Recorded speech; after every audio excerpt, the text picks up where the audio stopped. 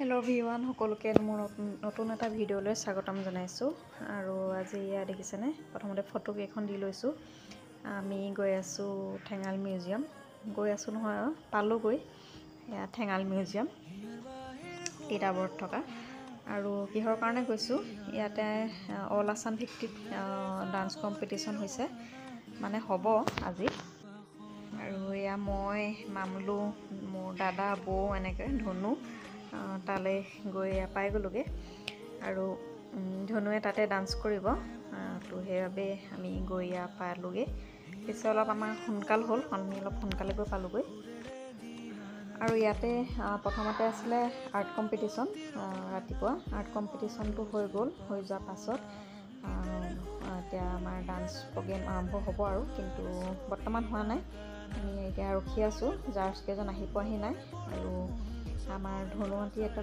মানে ভাল পাইছে তাত নহয় কিমান ফূৰ্তি কৰিছে আপোনালোকে চাওকচোন তাহাঁতে এতিয়া মানে এনে ষ্টেজত আৰু এনে মানে ধেমালি কৰি নাচি আছে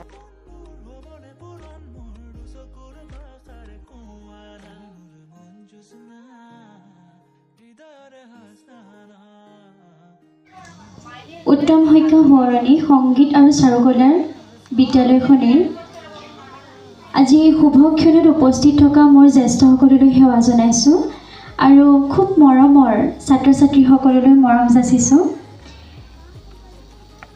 জ্যেষ্ঠসকল আছে খুব অভিজ্ঞ নহয় মই বক্তৃতা দিয়াত তথাপিও দুআষাৰ কথা ক'বলৈ লৈছোঁ এই যে আমি সৰু সৰু মঞ্চবিলাকত উঠিছোঁহি আহি পেলাই ইয়াৰ পৰাই আমি কিন্তু এদিন নহয় এদিন বিশ্ব দৰবাৰত প্ৰতিষ্ঠিত হ'বলৈ সুযোগ পাম এইবিলাকে আমাৰ কিছুমান সুবিধা আৰু আপোনালোক এনেদৰে আহিছে আহি ইয়াত সকলো যোগাযোগ কৰি পেলাই ইমান ধুনীয়াকৈ এটা পৰিৱেশত লৈ আহিছে কণ কণ ছাত্ৰ ছাত্ৰীসকলক তাৰ বাবে আপোনালোকক বিশেষকৈ অভিভাৱক আৰু অভিভাৱিকাসকলক মই ধন্যবাদ জনাইছোঁ আৰু এনেদৰে সকলো এদিন নহয় এদিন মুকুতা হৈ আমাৰ কণ কণ ছাত্ৰ ছাত্ৰীসকল জিলিকি উঠক তাৰে মই শুভেচ্ছা জনাই মই অতি চমু বক্তব্য সামৰণি মাৰিছোঁ ধন্যবাদ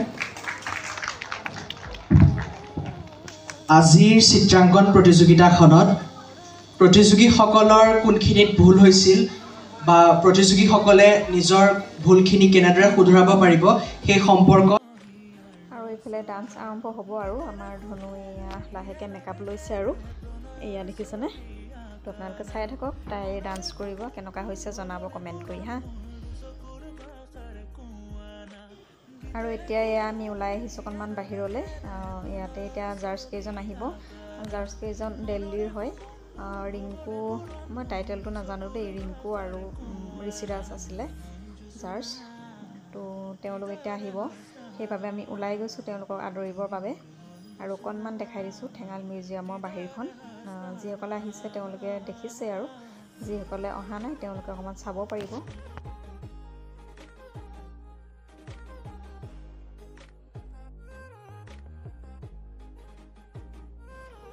আৰু এইগৰাকী আমাৰ ধনু ৰেডি হৈ গ'ল একেবাৰে এতিয়া ডান্স কৰিবৰ বাবে জাৰ্জ কেইজনো আহি পালেহি মই আপোনালোকক দেখুৱাই দিম বাৰু দেখুৱাই দিলে আপোনালোকে হয়তো চিনি পাব তেওঁলোকক তো ঠিক আছে চাই লওক তুমি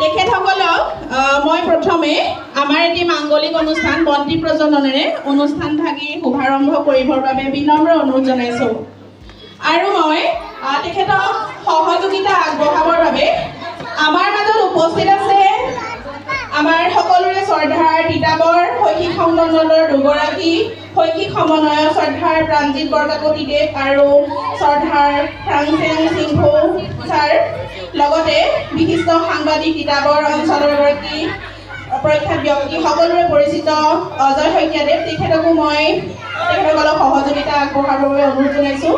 আমাৰ ডিম্পল শইকীয়া ছাৰ আছে, আমাৰ অনুষ্ঠানৰে ডিম্পল শইকীয়া ছাৰ আছে, আৰু আজি আমাৰ এই অনুষ্ঠানৰ প্ৰতিষ্ঠাতা আমাৰ সকলোৰে শ্ৰদ্ধাৰ দীপা গগৈ শইকীয়া বাইদেউ আছে, আৰু উত্তম শইকীয়া শ্ৰদ্ধা প্ৰয়াত উত্তম শইকীয়া দাদাৰ ভগ্নীও আমাৰ মাজত উপস্থিত আছে, পৰিস্মিতা শইকীয়া বাইদেউ আছে।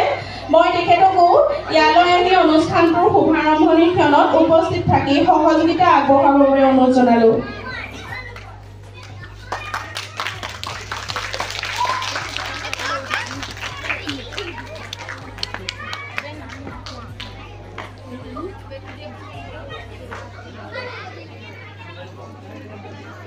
আমাৰ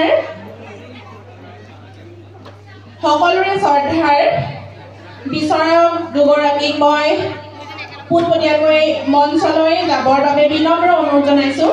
তেখেতসকলক সম্বৰ্ধনা জ্ঞাপন কৰিবৰ বাবে মই মঞ্চলৈ আহিবৰ বাবে বিনম্ৰ অনুৰোধ জনাইছোঁ। আৰু তেখেতসকলক আদৰি আনিবৰ বাবে আমাৰ ডিম্পল ছাৰ আছে, পৰাণ শইকীয়া আছে। মই তেখেতসকলক মঞ্চলৈ আগবঢ়াই আনিবৰ বাবে অনুৰোধ জনাইছোঁ। আমাৰ ডিম্পল ছাৰ আছে,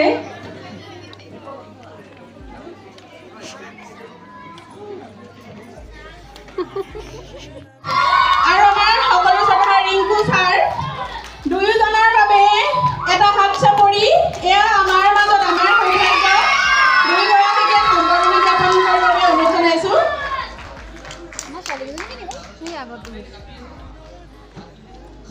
আৰু তেখেত দুয়োগৰাকীকে আমি পুনৰবাৰ আন্তৰিক অভিনন্দন জ্ঞাপন কৰিছোঁ, শুভেচ্ছা জ্ঞাপন কৰিছোঁ। আশা কৰিছোঁ আজি আমাৰ অনুষ্ঠানটি খুব সুন্দৰভাৱে অনুষ্ঠিত হ'ব। আমি আশা কৰিছোঁ তেখেতসকল ইয়ালৈ অহাৰ বাবে অশেষ ধন্যবাদ জ্ঞাপন কৰিছোঁ। মই তেখেত দুয়োগৰাকীকে একেবাৰে চমুকৈ শুভেচ্ছামূলক কিবা এটা একেবাৰে চমুকৈ, আমাৰ যিহেতু সময় পলমে হৈছে, একেবাৰে চমুকৈ टीटा मोरवासी। सो अब हिंदी में जाता हूँ अपनी नॉर्मल लैंग्वेज में। सो कैसे हो आप सब? First of all thank you so much इतना सारा रिस्पेक्ट एंड प्यार देने के लिए। एंड बहुत अच्छा लग रहा है, इतने ब्यूटीफुल फेस, इतने स्मार्ट लोग यहाँ पे देख के, और talented, first of all talented लोग यहाँ पे देख के। एंड आप सबके लिए आज का जो दिन है बहुत बड़ा है। और सच बताऊँ तो आसाम का जो कल्चर है वो मुझे बहुत प्यारा लग रहा है। यहाँ का खाना, यहाँ का ड्रेस, यहाँ का रिस्पेक्ट, यहाँ की भाषा बहुत ही प्यारी है। एंड पिछले 3-4 दिन से हम यहीं पर हैं, सो मुझे बहुत सारा सीखने को मिला यहाँ से भी, एंड प्यार मिला है। उनको थैंक यू सो मच। और यहाँ के जो ऑर्गेनाइज़र हैं उनके लिए दिल से शुक्रिया बुलाने के लिए हम दोनों को। और ये मेरा सेकंड टाइम एक जजमेंट है और वर्कशॉप था, और वर्कशॉप फिनिश हो गया। वर्कशॉप में बहुत ज़्यादा मज़ा आया, और अभी जजमेंट में भी मज़ा आने वाला है। बहुत ज़्यादा एक्साइटेड हूँ आप सभी डांसर्स का टैलेंट देखने के लिए और उन लोगों को जज करने के लिए। और सब लोग दिल से परफॉर्म करना, और जीतने हारने का टेंशन नहीं लेना है, ठीक है? क्योंकि तुम्हारे हक का तुमको ही मिलेगा और हक से मिलेगा। और स्टेज पे मतलब मेरे को जो लगता है कि खुद के लिए परफॉर्म करना है, खुद को इम्प्रेस करने के लिए परफॉर्म करना, बिकॉज आपकी पहली ज़रूरत आप खुद हो। ओके, तो अपने लिए डांस करना है, बाकी सब कुछ बेस्ट होगा।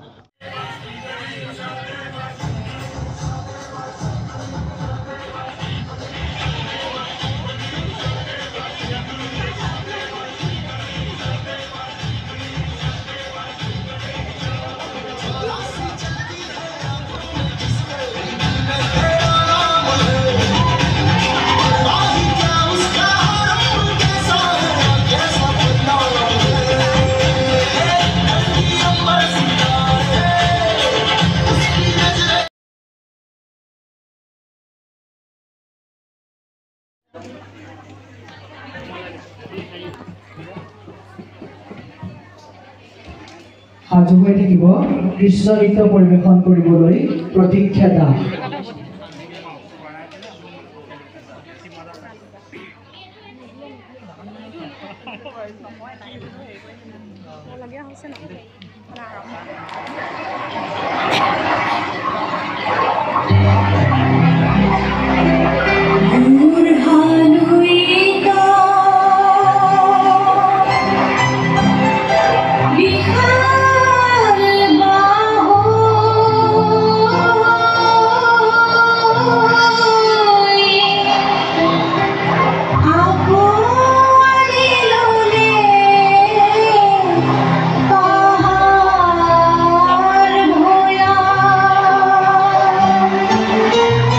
एक